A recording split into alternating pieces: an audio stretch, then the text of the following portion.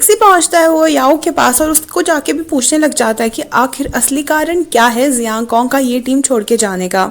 वो याओ बताता है कि जब गू फैंग ने हमारी टीम छोड़ी थी उस टाइम पे उन्होंने जियांग कॉन्ग को कैप्टन बनाया था और बाकी लोग एग्री नहीं कर रहे थे इस पे।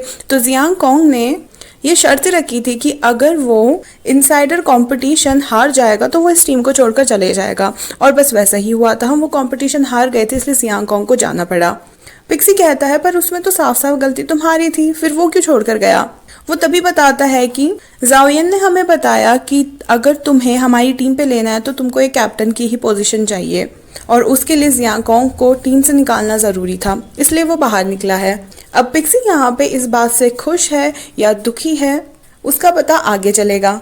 वहीं इधर जियांग कॉन्ग अपने रूममेट से बात करने की फिर से कोशिश करता है पर वो उसको दोबारा से इग्नोर करके सोने चले जाता है। दूसरी सुबह जब वो उठकर देखता है तो उनका टीम का सबसे छोटा मेंबर टोंग लोंग क्यूई के लिए ब्रेकफास्ट लगा रहा होता है, और वो हर सुबह ऐसा ही करता है। वो उनकी बहुत गुलामी करता है और क्यूई भी उसको अपनी गुलामी करवाता है। जब क्यूई वहां पे आता है अपने दूसरे टीममेट के साथ तो जियांग कॉन्ग बोलता है आज के बाद टोंग लोंग तुम्हारे लिए ब्रेकफास्ट प्रिपेयर नहीं करेगा और इसकी बजाय वो प्रैक्टिस में ध्यान देगा, क्योंकि मैंने सुना है कि तुम अपने से छोटी एज वालों को बुली करते हो। क्यूई इस बात पे भड़क जाता है और टोंग लोंग को देखने लगता है।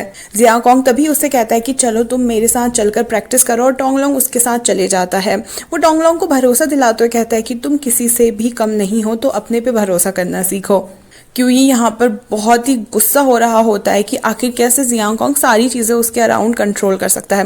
तभी उसका दूसरा टीममेट उसको समझाता है कि अगर हम अभी जियांग कॉन्ग के खिलाफ जाएंगे तो वो हमारे करियर के लिए अच्छा नहीं होगा, तो भला यही है कि हम जियांग कॉन्ग की हाँ में हाँ मिलाए, जब तक का हम कोई कॉम्पिटिशन नहीं जीत जाते, बाद की बात बाद में देखी जाएगी। और क्यूइंग भी इस बात पे एग्री करता है क्योंकि उसे तो अपना करियर बचाना ही है।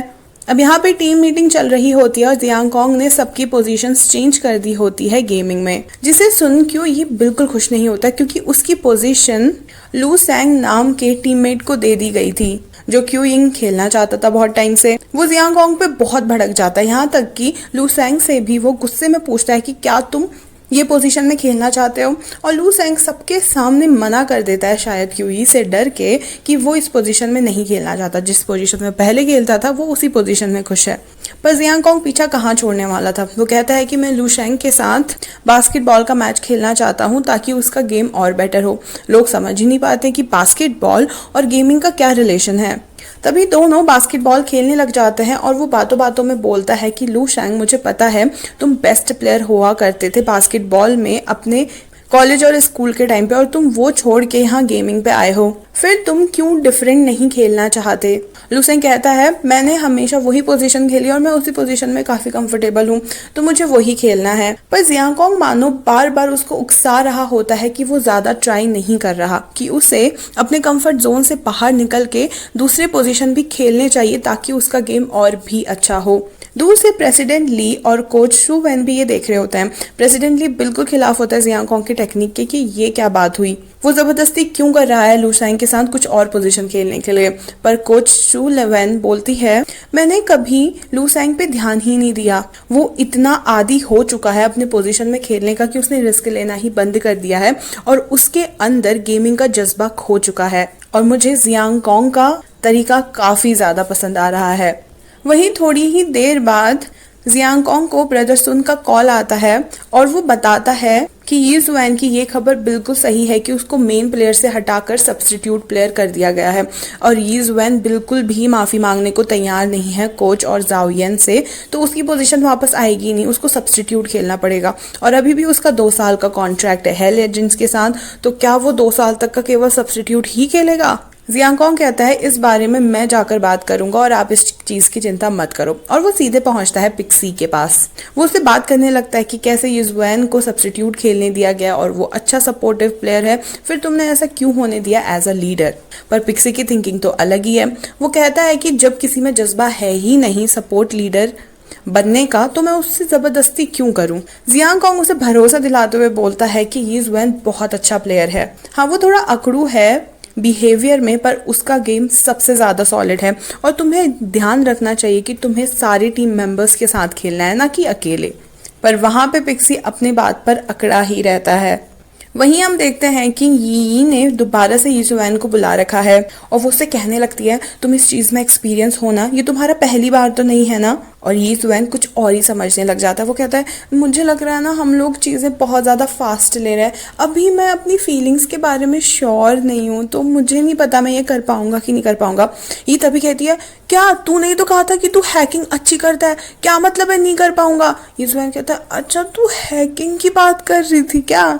ये बोलती है तो तू क्या सोच रहा था, और वो उसे दोबारा से मारने लग जाती है।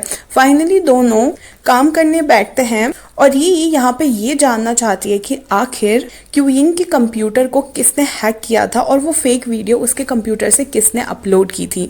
यीजुएन देखकर बताता है कि क्यूइंग का कंप्यूटर हैक नहीं हुआ है, बल्कि किसी ऐसे इंसान ने किया है काम जो उसके काफी ज्यादा क्लोज है, यानी कि शायद किसी उसकी दोस्त ने ही पेन ड्राइव वगैरह के थ्रू क्यूइंग का ही कंप्यूटर यूज करके वो वीडियो अपलोड की है। यही होती है कंफ्यूज कि आखिर क्यूइंग के साथ ऐसा कौन ही करेगा। इतने में ही यीजुएन को कॉल आता है लेजेंड्स टीम से और वहां के कोच उसे बुलाने लगते हैं गेम खेलने के लिए।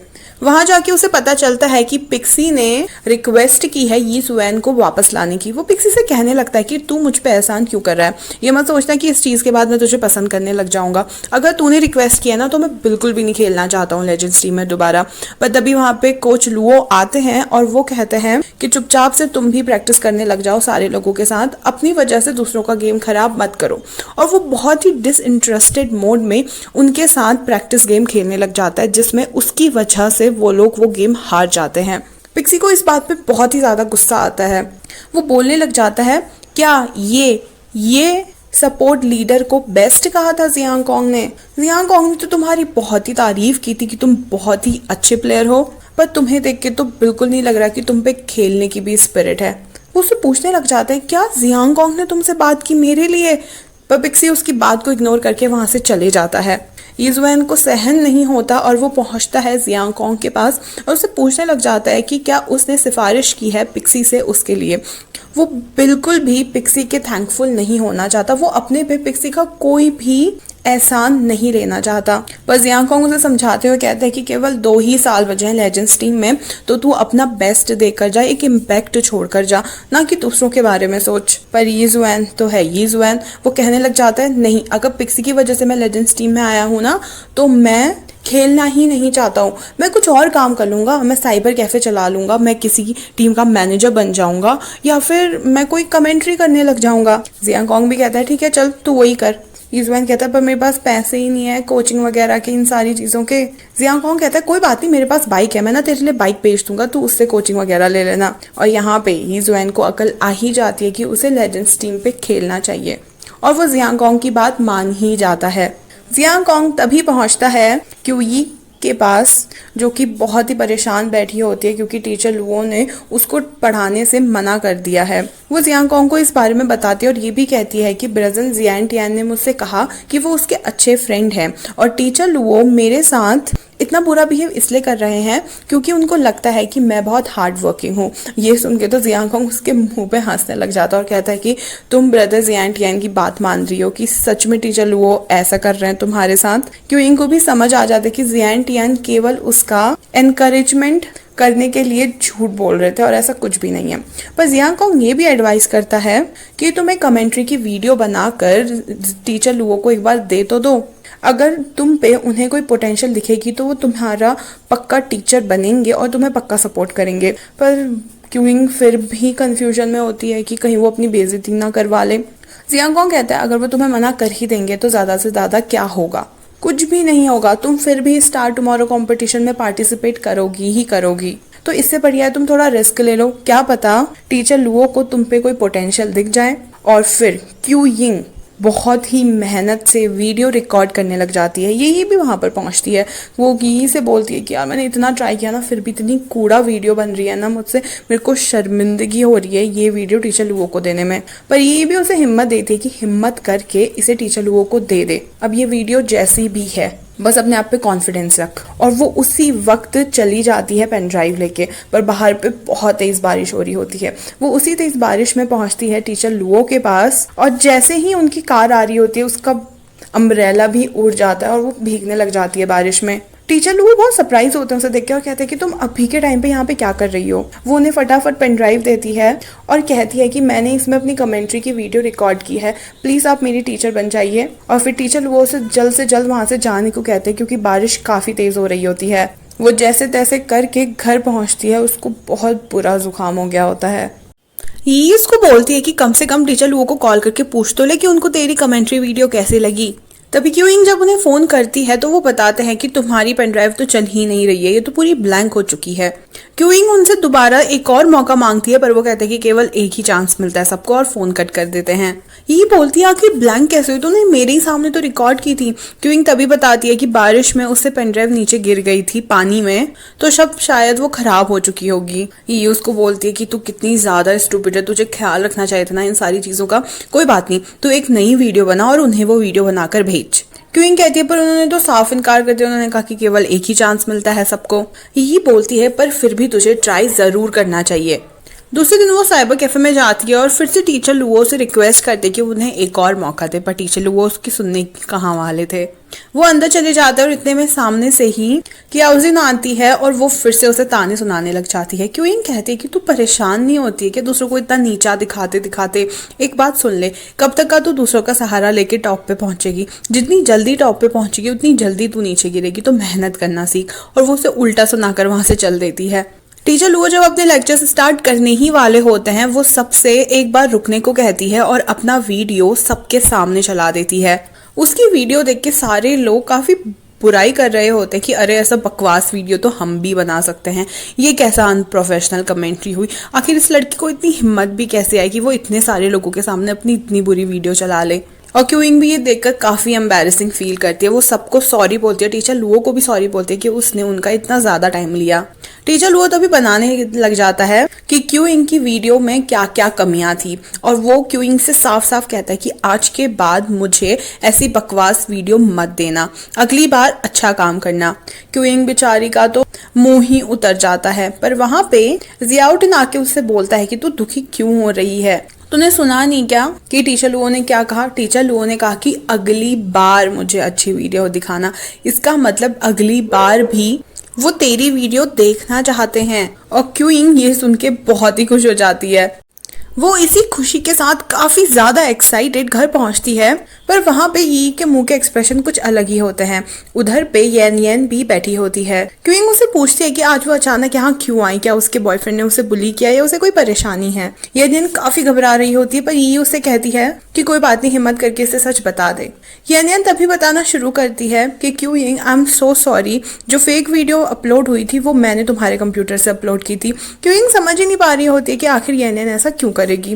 वो उससे कारण पूछती है तो येन येन बताती है कि क्याओजिन ने उसको ऑफर दिया था एक लॉन्जरे शूट में जाने के लिए, और जब शूट के बाद मैं कपड़े चेंज कर रही थी तब जाओ येन के असिस्टेंट वांग बिन ने चुपके से मेरी वीडियो बना ली और फिर उसी वीडियो के साथ मुझे ब्लैकमेल किया कि मैं तुम्हारे कंप्यूटर से वो फेक वीडियो अपलोड करूं। आई एम सो सॉरी, मैं ऐसा नहीं करना चाहती थी, पर मेरे पास और कोई भी चारा नहीं था। क्यूइंग को काफी ज्यादा बुरा फील हो रहा होता है कि जिस दोस्त पे उसने इतना यकीन किया था उस दोस्त ने उस पे इतना बड़ा इल्जाम लगने दिया। पर वो ये भी समझ रही होती है कि येन येन यहाँ पर दोषी नहीं है, बल्कि असली दोषी तो क्याओजिन और जाओ येन है। वो उसको माफ कर देती है ये कह के कि सारी बात पास्ट में है और इस चीज में तुम भी एक विक्टिम ही हो। गुस्से में आग बबूला होकर वो पहुंचती है क्याओजिन के पास और उसे सुनाने लगती है कि उसने येन येन को ब्लैकमेल करके क्याओजिन का करियर बर्बाद करने की कोशिश की है। इतने पे वहां पे प्रेसिडेंट लियू भी आ जाते हैं। वो उससे बोलने लग जाते हैं कि देखो क्याओजिन मुझ पे क्या बेकार इल्जाम लगा रही है, मैंने इस कंपनी को कितना कुछ दिया है और ये हमेशा बेइज्जती ही करवाती थी हमारी कंपनी की। पर प्रेसिडेंट लियू इन सारी चीजों से अलग क्यूइंग को रिक्वेस्ट करते कि वो वापस उनकी कंपनी में आ जाए। क्यूइंग थैंक्स बोलती है पर उन्हें इनकार करके वहां से चली जाती है। क्याओजिन मुंह ही देखती रह जाती है प्रेसिडेंट लियू का कि आखिर वो क्यूइंग को दोबारा से क्यों बुला रहे हैं। प्रेसिडेंट लियू तभी कहने लग जाता है कि भले ही तुमने इस कंपनी को बहुत कुछ दिया है, पर ये मत भूलो कि इस कंपनी ने भी तुम्हें बहुत कुछ दिया है और साथ ही मैं तुम्हारा सीनियर हूँ, तुम मेरे अंडर काम करते हो, तो मुझे अच्छे से पता है कि तुमने क्या क्या हरकतें की हैं। दूसरी तरफ जाओ येन पूरी टीम वालों को सुना रहा होता है कि वो अभी स्पॉन्सरशिप वाले इवेंट में क्यों नहीं गए, और वो बहाने क्यों बनाते रहते कि हमें ये प्रैक्टिस करनी है, हमें वो प्रैक्टिस करनी है। साथ ही वो हो याओ की बहुत बेइज्जती कर रहा होता है और सारे टीम मेंबर्स को भी काफी बुली कर रहा होता है। इतने में यी ज़ुएन गुस्से में तपतपाता हुआ वहां पहुंचता है और मारने को दौड़ता है ज़ाओयन को, पर लोग बाग उसको रोक लेते हैं। यी ज़ुएन बताने लगता है कि हमें सब कुछ पता चल चुका है कि कैसे ज़ाओयन ने क्याओजिन के साथ मिलके जियांगकोंग की वो फेक वीडियो अपलोड की थी और साथ ही हो याओ को भी ब्लैकमेल किया था। हो याओ भी अपनी आवाज उठाता और कहता है कि हाँ ये सच है, ज़ाओयन ने मुझे ब्लैकमेल किया था और ये भी कहा था कि अगर मैं उसकी बात नहीं मानूंगा तो वो मेरा कॉन्ट्रैक्ट वहीं पे खत्म कर देगा और मुझे इस टीम से बाहर निकाल देगा। उसने मुझे ये भी कहा कि जियांगकोंग के टीम से जाने के बाद मुझे स्पेशल ट्रीटमेंट मिलेगा। ज़ाओयन बहुत ही घबरा गया होता है, बौखला गया होता है, कहने लगता है कि तुम लोग के पास कोई भी सबूत नहीं है और तुम बिना सबूत के ऐसी बातें क्यों कर रहे हो। वहां पे प्रेसिडेंट जिन भी पहुंचता है और कहता है कि सबूत हम लोगों के पास है और मैं तुम्हें फायर करता हूँ। ज़ाओयन उनके पास जाकर बहुत ही गिड़गिड़ाने लगता है, कहने लगता है कि मैंने इस कंपनी को बहुत कुछ दिया, स्पॉन्सरशिप्स लेके आया हूँ। तभी पिक्सी बोलता है कि स्पॉन्सरशिप्स मेरी वजह से आई हैं, तुम्हारी वजह से नहीं। प्रेसिडेंट जिन भी उसकी एक नहीं सुनना चाहते क्योंकि ज़ाओयन पे उन्होंने इतना भरोसा किया था और अब तक की सारी प्लानिंग वो ही कर रहा था कंपनी की रेपुटेशन डाउन करने के लिए और काफी ज्यादा पैसे कमाने के लिए। यहाँ तक कि जियांगकोंग के जाने का कारण भी यही है। ज़ाओयन वहां पर बहुत ही ईवल स्माइल देकर चले जाता है कि ठीक है मैं जाता हूँ इस कंपनी को छोड़ के। बाद में सारे लेजेंड्स के प्लेयर जाकर मिलते हैं जियांगकोंग से और उससे माफी मांगते हैं कि उन्हें अब सच्चाई पता चल चुकी है और वो वापस लेजेंड्स टीम पर वापस आ जाए। पर जियांगकोंग कहता है जब मैं अपनी लाइफ के सबसे लोवेस्ट में था तब वैंग टैंग टीम ने मुझे एक्सेप्ट किया था और शू वैन ने मुझे ट्रेनिंग दी थी, तो मैं उन्हें धोखा देकर नहीं आ सकता हूँ। यी ज़ुएन उसको फिर से समझाने की कोशिश करता है। बाकी टीम मेंबर्स भी उसे काफी कहते हैं कि हमें आपके बिना मन नहीं लगता है, हमें एनर्जी भी नहीं आती और साथ ही हम आपके साथ बहुत ज्यादा कंफर्टेबल हैं। पर जियांगकोंग उन्हें याद दिलाता है गुफेंग की बात कि कैसे वो कहा करते थे कि हम किसी भी टीम में खेलें, हम किसी भी टीम मेंबर्स के साथ खेलें, पर हमें अपना गेम स्ट्रॉन्ग करना चाहिए। जैसे तुम पहले मेरे टीम मेंबर्स थे वैसे ही अब तुम मेरे अपोनेंट होगे और सबसे रिस्पेक्टफुल अपोनेंट होगे। तो टीम की स्पिरिट बढ़ाते हुए मैं कहना चाहता हूँ कि मैं तुम्हें समर कंपटीशन में देखना चाहता हूँ अपने अगेंस्ट। और सारे लोगों को उसकी बात माननी ही पड़ती है। यी ज़ुएन भी गेम की स्पिरिट में आके कहता है कि ठीक है मैं तुम्हें कंपटीशन में हराऊंगा। इस ड्रामा के आने वाले सारे ही पार्ट्स काफी ज्यादा इंटरेस्टिंग होने वाले हैं, तो आप जल्दी से सब्सक्राइब कर लीजिए ताकि वीडियो अपलोड होते ही आपको नोटिफिकेशन आ जाए और आप सबसे पहले वीडियो देख सकें। Thank you so much for watching, bye bye.